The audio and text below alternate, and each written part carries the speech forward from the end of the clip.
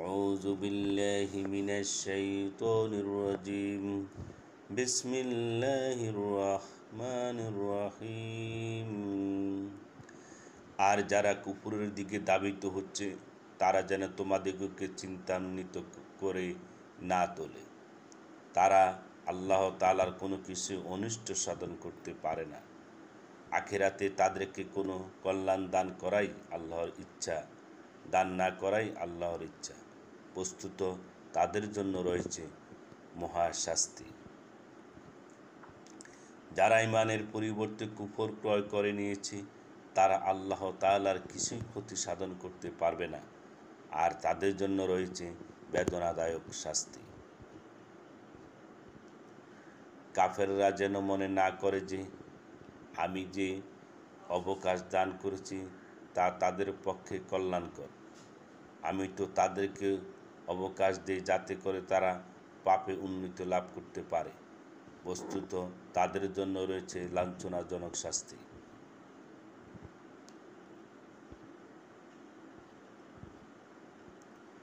নাপাককে পাক থেকে পৃথক করে দেয়া পর্যন্ত আল্লাহ এমন নন যে ঈমানদারগণকে সে অবস্থাতেই রাখবেন যাতে তোমরা রয়েছ। আর আল্লাহ এমন নন যে তোমাদিগকে গায়েবের সংবাদ দেবেন, কিন্তু আল্লাহ স্বীয় রসুলগণের মধ্যে যাকে ইচ্ছা বাছাই করে নিয়েছেন। সুতরাং আল্লাহর উপর এবং তার রসুলগণের উপর তোমরা প্রত্যয় স্থাপন করো। বস্তুত তোমরা যদি বিশ্বাস ও পরহেজগারির উপর প্রতিষ্ঠিত থেকে থাকো তবে তোমাদের জন্য রয়েছে বিরাট প্রতিদান।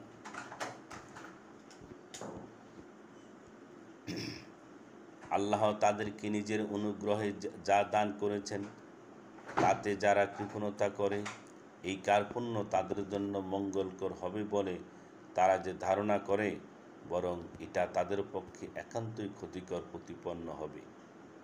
যাতে তারা কার্পণ্য করে সে সমস্ত ধন সম্পদকে কিয়ামতের দিন তাদের গলায় বেড়ি বানিয়ে পরানো হবে। আর আল্লাহ হচ্ছেন আসমান জমিনের পরম সত্ত্বাধিকারী, আর যা কিছু তোমরা করো আল্লাহ সে সম্পর্কে জানেন। নিঃসন্দেহে আল্লাহ তাদের কথা শুনেছেন যারা বলেছেন আল্লাহ হচ্ছেন অভাবগ্রস্ত আর আমরা বিত্তবান। এখন আমি তাদের কথা এবং যেসব নবীকে তারা অন্যায়ভাবে হত্যা করেছে তা লিখে রাখব, অতঃপর বলবো আস্বাদন করো জ্বলন্ত আগুনের আযাব। এই হলো তারই প্রতিফল যা তোমরা ইতিপূর্বে নিজেদের হাতে পাঠিয়েছ। বস্তুত আল্লাহ বান্দাদের প্রতি অত্যাচার করেন না। সেই সমস্ত লোক যারা বলে যে আল্লাহ আমাদিগকে এমন কোনো রসুলের উপর বিশ্বাস না করতে বলে রেখেছেন যতক্ষণ না তারা আমাদের নিকট এমন কুরবানি নিয়ে আসবেন যাকে আগুনে গ্রাস করে নেবে। তুমি তাদের বলে দাও, তোমাদের মাঝে আমার পূর্বে বহু রসুল নিদর্শনসমূহ এবং তোমরা যা আবদার করেছ তা নিয়ে এসেছিল, তখন তোমরা কেন তাদেরকে হত্যা করলে যদি তোমরা সত্য হয়ে থাকো? তাছাড়া এরা যদি তোমাকে মিথ্যা প্রতিপন্ন করে তবে তোমার পূর্বেও এরা এমন বহু নবীকে মিথ্যা প্রতিপন্ন করেছে যারা নিদর্শনসমূহ নিয়ে এসেছিল এবং এনেছিলেন সহিফা ও প্রদীপ্ত গ্রন্থ। প্রত্যেক প্রাণীকে আস্বাদন করতে হবে মৃত্যু, আর তোমরা কিয়ামতের দিন পরিপূর্ণ বদলাপ্রাপ্ত হবে। তারপর যাকে দোজখ থেকে দূরে রাখা হবে এবং জান্নাতে প্রবেশ করানো হবে তার কার্যসিদ্ধি ঘটবে, আর পার্থিব জীবন ধোঁকা ছাড়া অন্য কোনো সম্পদ নয়। অবশ্য ধন সম্পদের এবং জনসম্পদে তোমাদের পরীক্ষা হবে। অবশ্য তোমরা শুনবে পূর্ববর্তী আহলে কিতাবদের কাছে এবং মুশরিকদের কাছে বহু অশোভনোক্তি।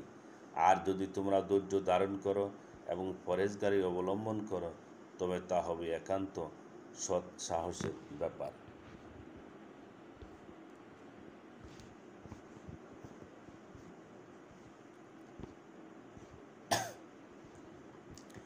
আর আল্লাহ যখন আহলে কিতাবদের কাছ থেকে প্রতিজ্ঞা গ্রহণ করেন যে তা মানুষের নিকট বর্ণনা করবে এবং গোপন করবে না, তখন তারা সে প্রতিজ্ঞাকে নিজেদের পেছনে ফেলে রাখল আর তার কেনাবেচা করল সামান্য মূল্যের বিনিময়ে।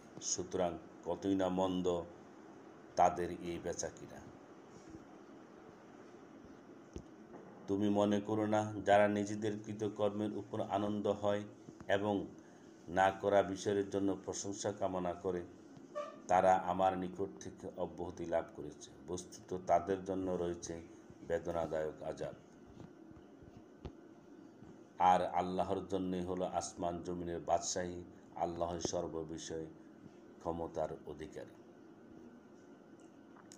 নিশ্চয়ই আসমান ও জমিন সৃষ্টিতে এবং রাত্রি ও দিনের আবর্তনে নিদর্শন রয়েছে বোধসম্পন্ন লোকদের,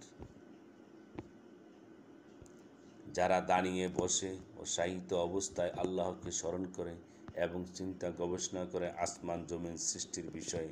তারা বলে, পরওয়ারদিগার, এসব তুমি অনর্থক সৃষ্টি করনি। সকল পবিত্রতা তোমারই, আমাদিগকে তুমি দোজখের শাস্তি থেকে বাঁচাও। হে আমাদের পালনকর্তা, নিশ্চয়ই তুমি যাকে দোজখে নিক্ষেপ করলে তাকে সবসময় অপমানিত করলে, আর জালেমদের জন্য তো সাহায্যকারী নেই। হে আমাদের পালনকর্তা, আমরা নিশ্চিতরূপে শুনেছি একজন আহ্বানকারীকে ঈমানের প্রতি আহ্বান করতে যে তোমাদের পালনকর্তার প্রতি ঈমান আনো, তাই আমরা ঈমান এনেছি। হে আমাদের পালনকর্তা, অতঃপর আমাদের সকল গুনাহ মাফ করো এবং আমাদের সকল দোষ ত্রুটি দূর করে দাও, আর আমাদের মৃত্যু দাও নেক লোকদের সাথে। হে আমাদের পালনকর্তা, আমাদেরকে দাও যা তুমি ওয়াদা করেছ তোমার রাসূলগণের মাধ্যমে, এবং কিয়ামতের দিন আমাদেরকে তুমি অপমানিত করো না। নিশ্চয়ই তুমি ওয়াদা খেলাপ করো না।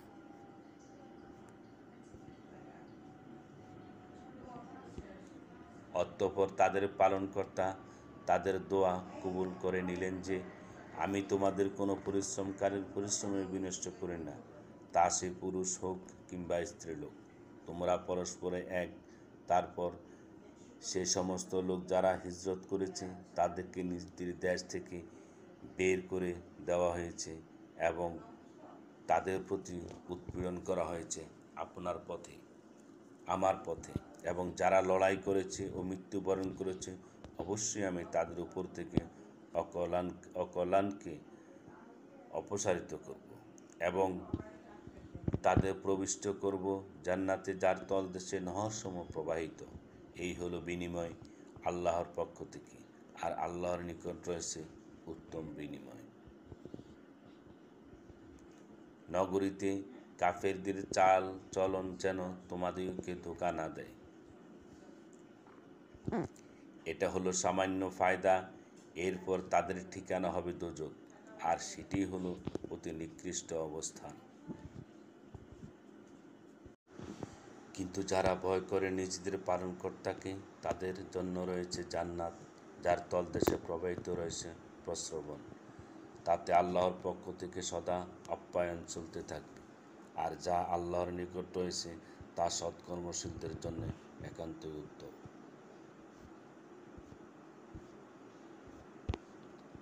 আর আহলে কিতাবদের মধ্যে কেউ কেউ এমনও রয়েছে যারা আল্লাহর উপর ঈমান আনে এবং যা কিছু তোমার উপর অবতীর্ণ হয় আর যা কিছু তাদের উপর অবতীর্ণ হয়েছে সেগুলোর উপর আল্লাহর সামনে বিনয়াবনত থাকে এবং আল্লাহর আয়াতসমূহকে স্বল্প মূল্যের বিনিময়ে সওদা করে না। তারাই হলো সে লোক যাদের জন্য পারিশ্রমিক রয়েছে তাদের পালনকর্তার নিকট। নিশ্চয় আল্লাহ যথাশীঘ্র হিসাব চুকিয়ে দেন। হে ঈমানদারগণ, ধৈর্য ধারণ করো এবং মোকাবিলায় দৃঢ়তা অবলম্বন করো, আর আল্লাহকে ভয় করতে থাকো, যাতে তোমরা তোমাদের উদ্দেশ্য লাভে সমর্থ হতে পারো।